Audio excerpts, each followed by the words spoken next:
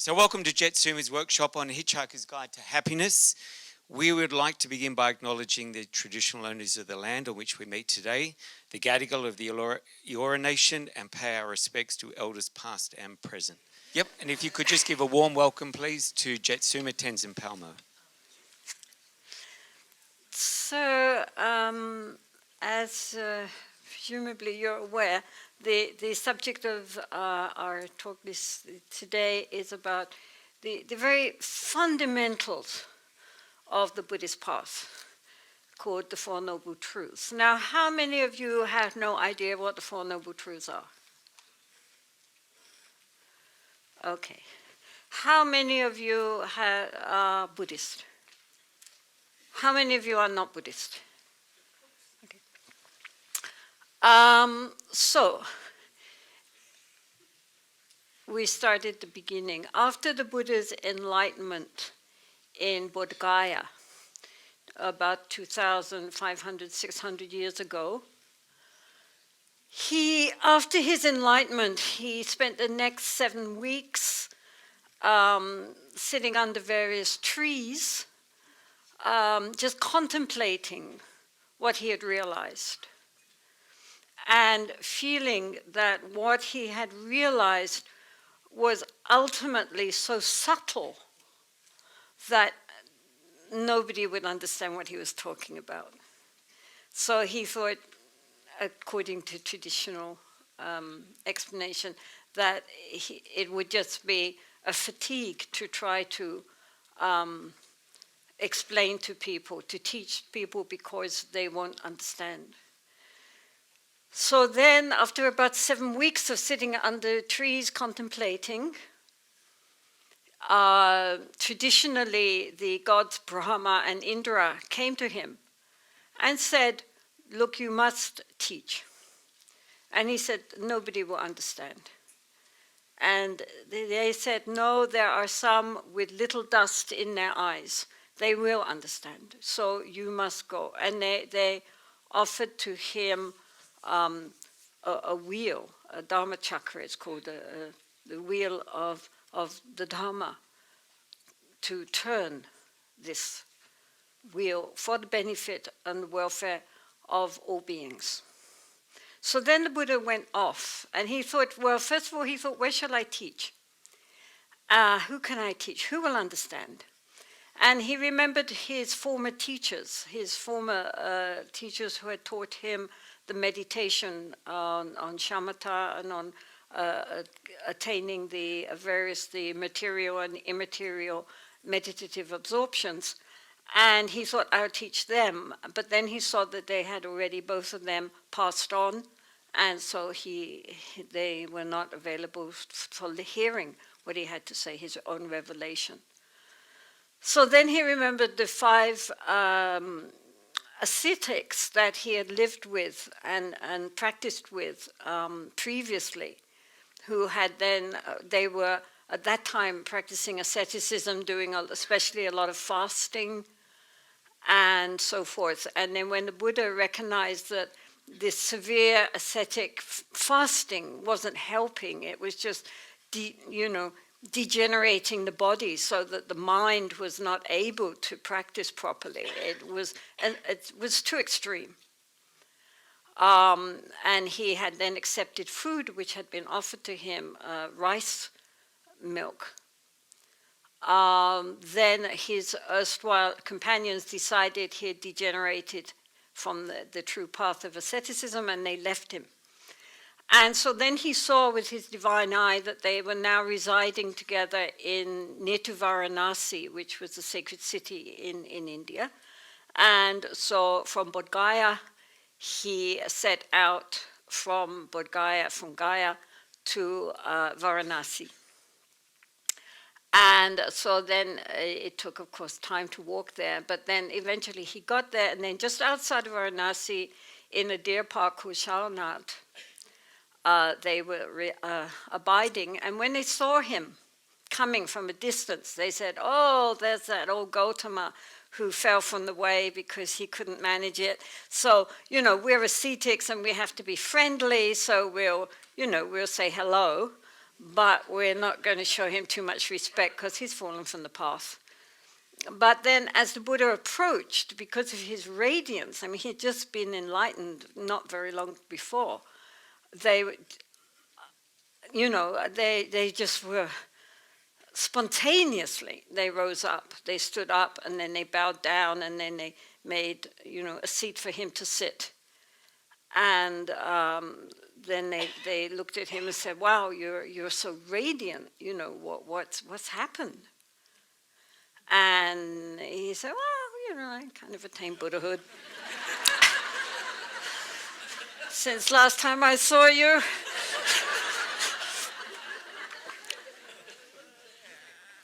And then he delivered to them what is called the first turning of the wheel of the Dharma, which is the Four Noble Truths, which we're going to be dealing with very briefly today. So this set it's like the foundation on which everything else after that follows. And this is why it's so important, and this is why I felt, when they said, "What should we talk about today?" And then I thought, well, we can never have too much of the Four Noble Truths, because this sets everything. It's like if you're going to build a huge building like this, it rests on very deep foundations. If it has no foundations, it won't last. It will soon crumble. And if you have very deep, strong foundations, then the rest of the building can come up with ease and, be integrated with that deep foundational structure, which upholds it all. So the Buddha's way was at that time known as the middle way. The middle way between the Buddha's life exemplified that. The Buddha's way of he was born as a prince, and so his very comfortable princely life until he left home at the age of 29, and then the other extreme of the extreme asceticism, which was very current in India at that time, and is still very current. You still see when you get gatherings of sadhus together, some stand in the sun with fires around them, in the torrid heat of India. Some stand with their hands up for years and years and years until the hand withers. Many go in for extreme, eating little, just a few grains of rice a day and so forth. So the Buddha repudiated both extremes, and extremes physically of very indulgence and asceticism, but also the extremes in view. And so, therefore, the Buddhism is called the middle way between all extremes. So what are the Four Noble Truths? So they are the truth of dukkha, the truth of the origin or cause of dukkha, the truth of the overcoming of dukkha, and the truth of the path leading to this sensation of dukkha. That's the Four Noble Truths. What is dukkha? So dukkha is a Sanskrit word and a Pali word. In Tibetan is dungal. And normally it is translated as suffering. And so, therefore, if you just read that, the truth of suffering, the truth of the cause of suffering, the truth of the cessation of suffering, the truth of the path leading to the sensation of suffering, it all looks very gloomy and pessimistic. And people say, but I'm not suffering. What's he talking about? Life is suffering. Actually, Buddha never said life is suffering. So this is what we're going to talk about. What does it mean? Dukkha. It's interesting, before we start, that the Buddha had, just after infinite lifetimes of striving through eons and eons of time traditionally, finally he became a supreme and perfect Buddha, which meant that his mind opened up to the full potential of what our minds can realize. All the way back, omniscience, in the sense that anything he needed to know, he could know.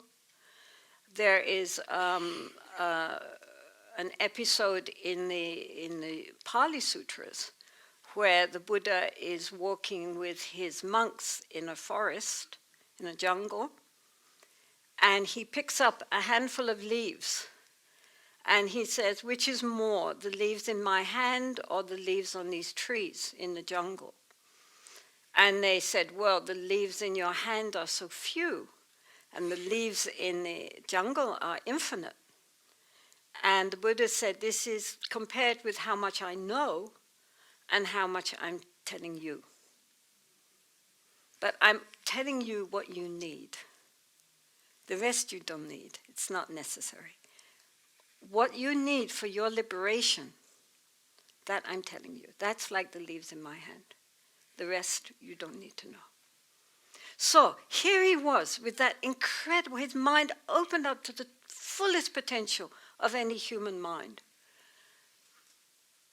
with the incredible sense of relief and bliss and omniscience and clarity and wisdom and compassion.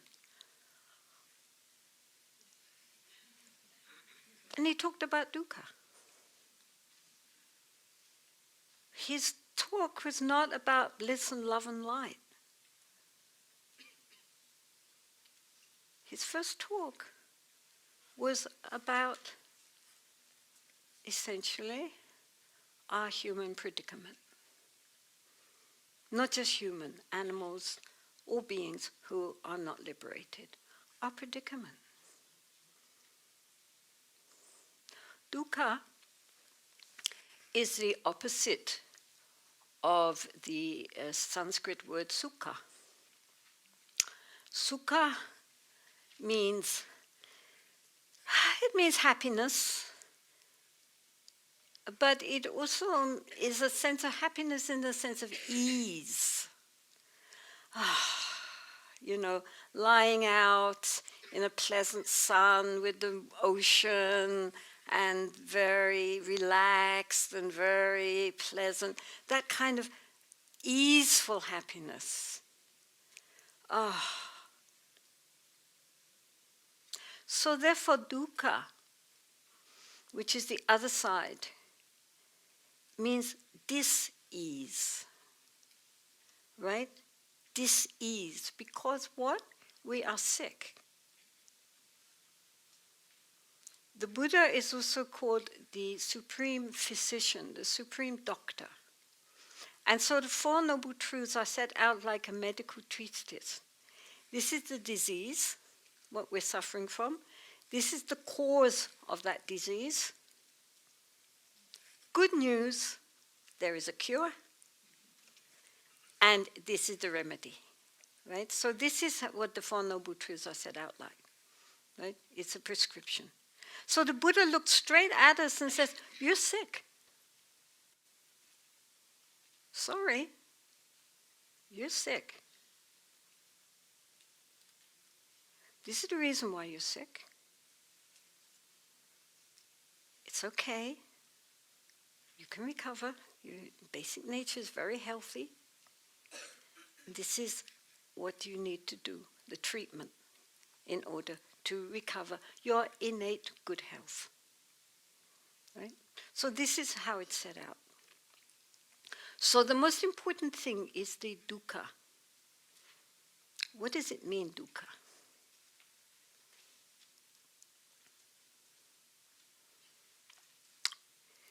Dukkha is this, as I say, this underlying, everything would be all right if only. But there's always an if only. Things are never quite right, almost right. Or if they are going right, they could so easily go wrong again. So there is this underlying tension there. If we call dukkha suffering, it's too strong. Because then of course people are going to say, I'm not suffering, I'm perfectly happy. But that's missing the point, which we will understand when we understand what is the cause of this dis-ease, this underlying discomfort, non-satisfaction, which runs through our lives.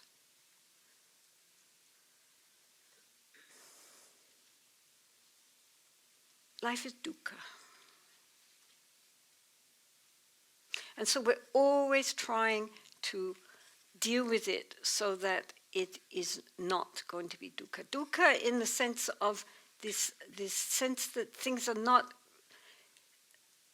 we're not in contact with a deeper level of deeper satisfaction.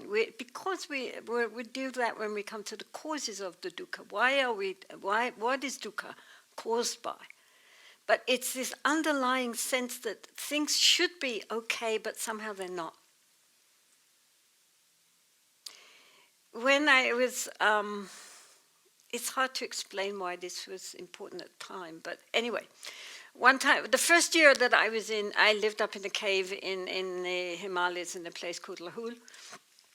And the first year, in the winter, which normally is a very snowy time, it didn't snow, which is not good from many, many points of view. But anyway, the whole winter it didn't snow. And then in early May, some lamas came and did some puja, some rituals at a spring nearby to the nagas, to the water spirits. And after that it snowed immediately. And it snowed for a week. And so the snow got higher and higher and higher. But because it was May, then the underlying ground was not frozen anymore. And so all the under snow was coming in. So in my cave, it was dripping in everywhere and coming through the floor and everywhere. And I was living in a little meditation box, so I had to move that out to the one little place which didn't have so many drips. And meantime, I kind of got a heavy cold and felt terrible. And I remember sitting in my little box, drip, drip, drip, cold, snowing outside, feeling terrible. Oh, they're right about not living in caves. They warned me.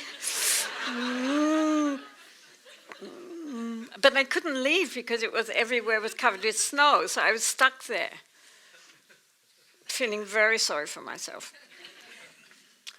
And then I thought, didn't the Buddha say something about dukkha? And when I thought of that, I thought, well, we are in samsara. Samsara is this round of endless birth and death and re-death and endlessly cycling round and round and round. And the very nature of samsara is dukkha.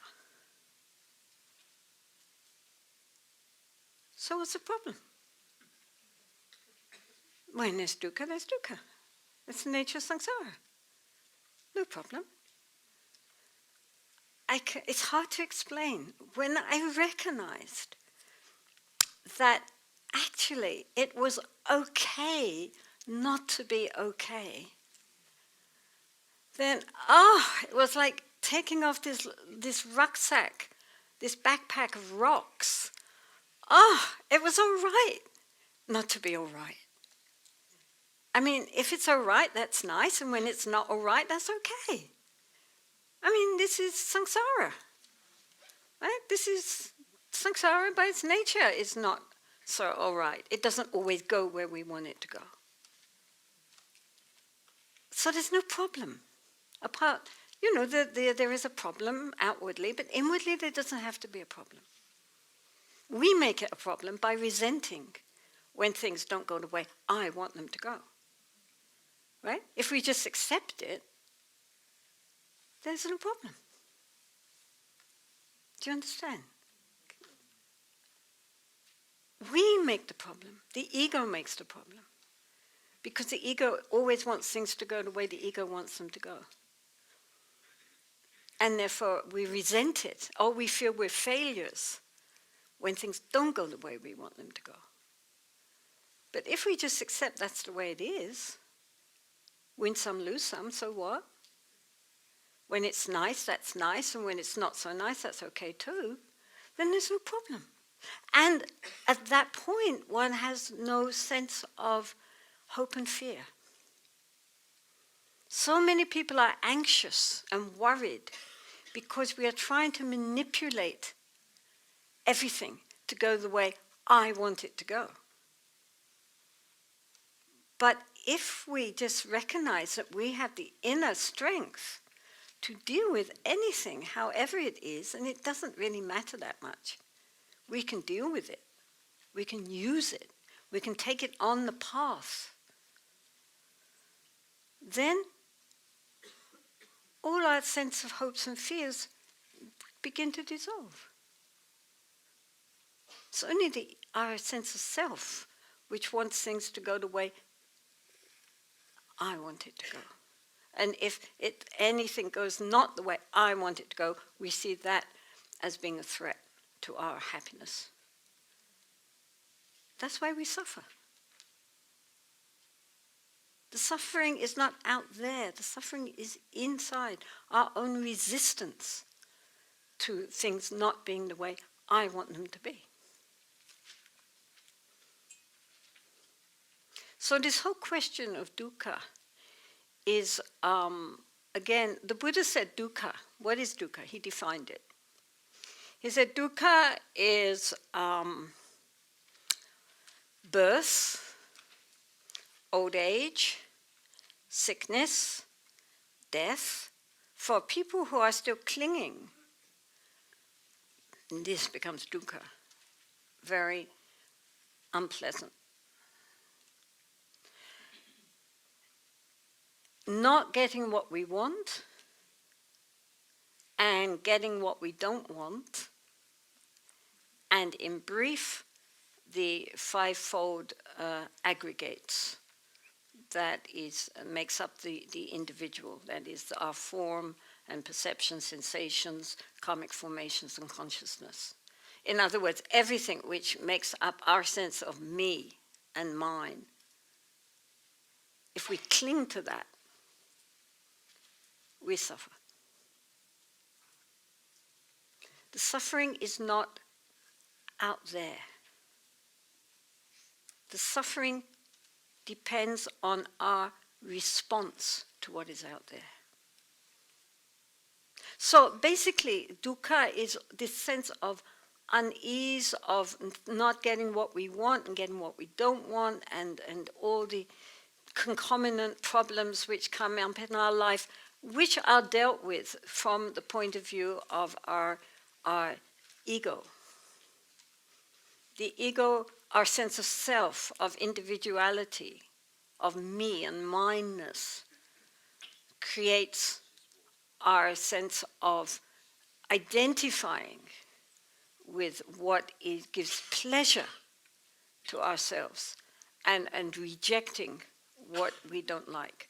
So it's this basic unease. I mean, you go look anywhere. You're on a plane, you're on a train, you're in the middle of the city, and you look at all the people, and every single one will have problems. Every single one will think, well, everything would be all right if only. if only my relationships were better, if only I had a better job, if only I was more healthy, if only this hadn't happened, if only I hadn't done that, if only so-and-so hadn't done this to me, if only I had more money, if only this, if only that. It's always something. But, you know, when you go to talk to people at the beginning, okay, but then when you get to know them, it all comes out. Bah, you know. This is dukkha. And it's what we share. And so the Buddha was very practical. One of the amazing things about the Buddha was how, I often say that Buddhism is enlightened common sense. Because it's not a matter of faith. Believe, 6 impossible things before breakfast. It's not that. All of it is based on our own experience, or experiences which we could have if we practiced hard enough. And so the whole format of how to practice the Dharma is that first we hear it, we read it, we study it. Intellectually, we grasp it. Then we go away and we think about it. We analyze it. We question it. Do we really understand that? What are the implications of this that I've just heard about or read?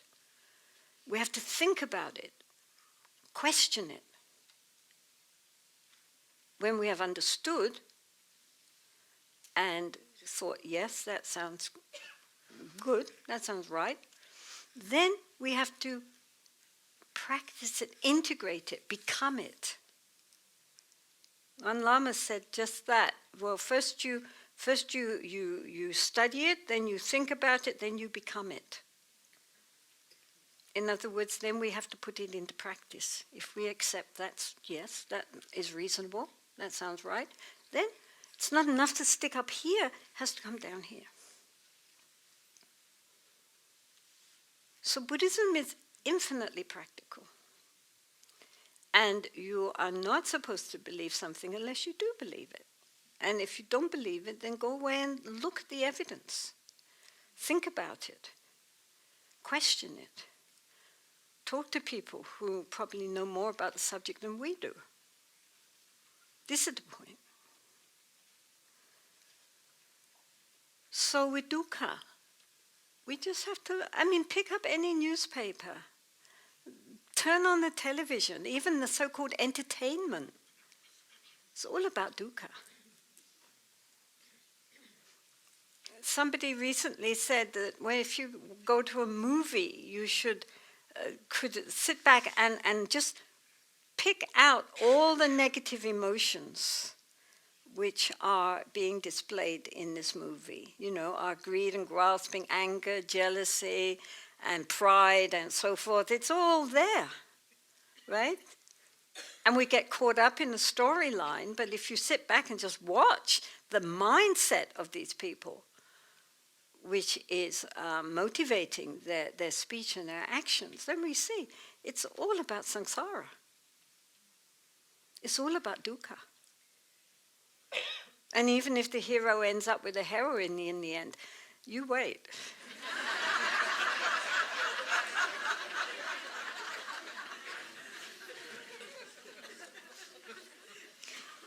In fact, I once read a very, and this has nothing to do with it, but I'm thinking of that. I once read a very entertaining book written by an actually well-known author about, what happens in these fairy stories after they all lived happily ever after. What happened with Cinderella and her prince and, Beauty and the Beast, and they went on for what happened after the honeymoon period. It was very funny, actually.